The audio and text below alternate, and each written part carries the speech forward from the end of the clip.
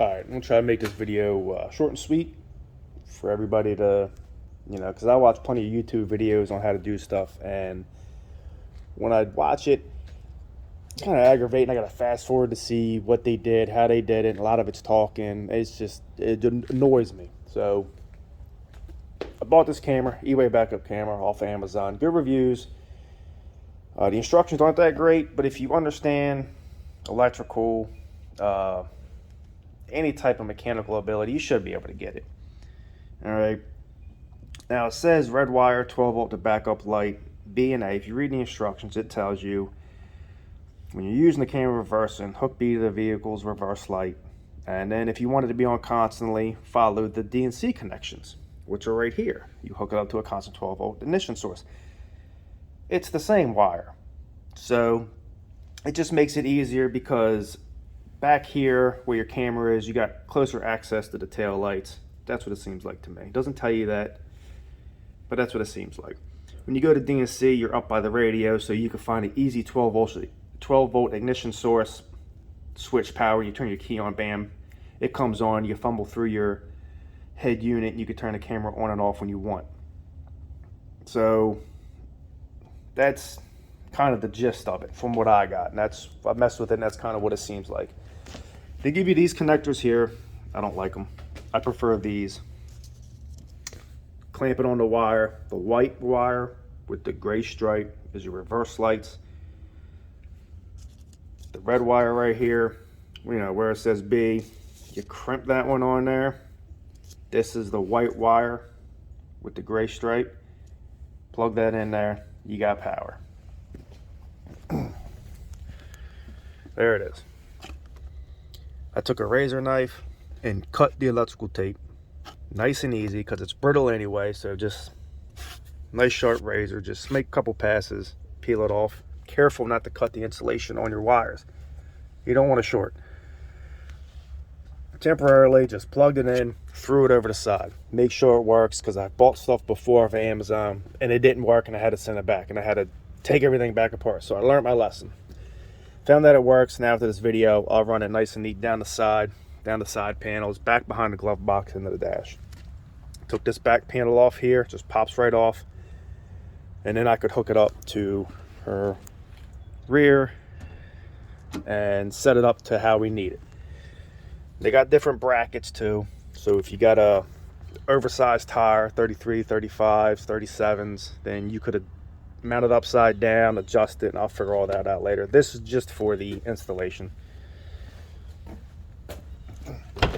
So like I said, threw it over the side, just hanging out so I know it works.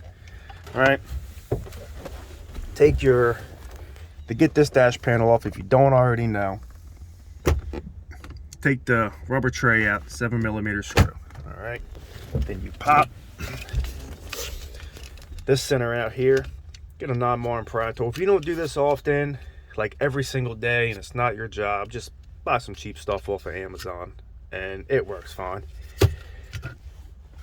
All right, when you get to there, then you have this connector plugs into the back of the window unit.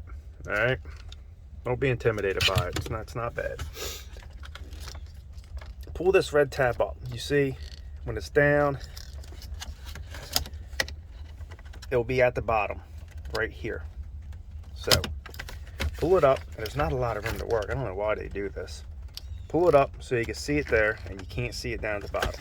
All right, turn this light on, get some light in there.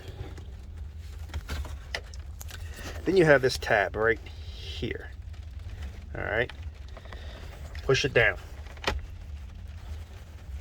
Push it down and use your other hand, and this just pops right out. Okay, put it to the side. 7mm bolt right there. Take that out. All right, then you're gonna pop this bottom panel off right here, which is simple. It just snaps in, nothing special, just pull it out. All right, 7mm bolt, I'm sorry, right there. Take that out. 7mm bolt right here. Take that out. I put the steering wheel down. Okay. Lock it down and just slowly start prying this up. Alright. Get it out. Don't be afraid. It's all these clips right here. Clip. Okay. So you're just popping these clips out. That's all. Alright.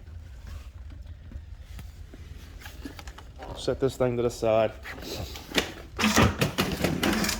It's a Jeep. Don't be afraid to scratch it. That's why you bought it.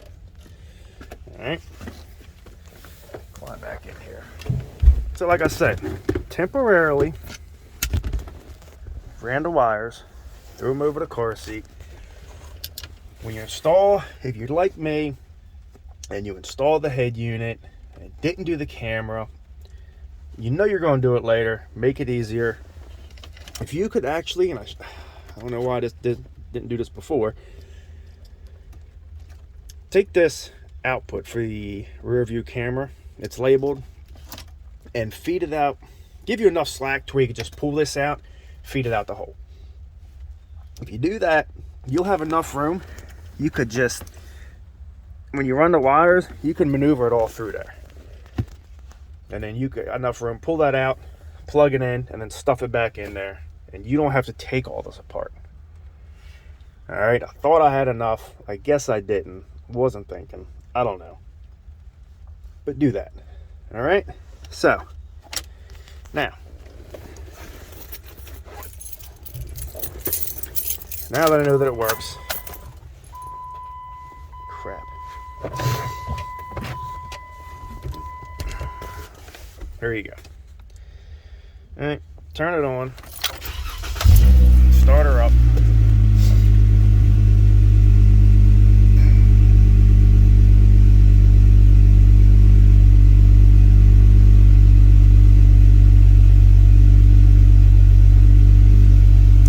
Yeah, we'll agree. Alright. Put it in reverse. There we go.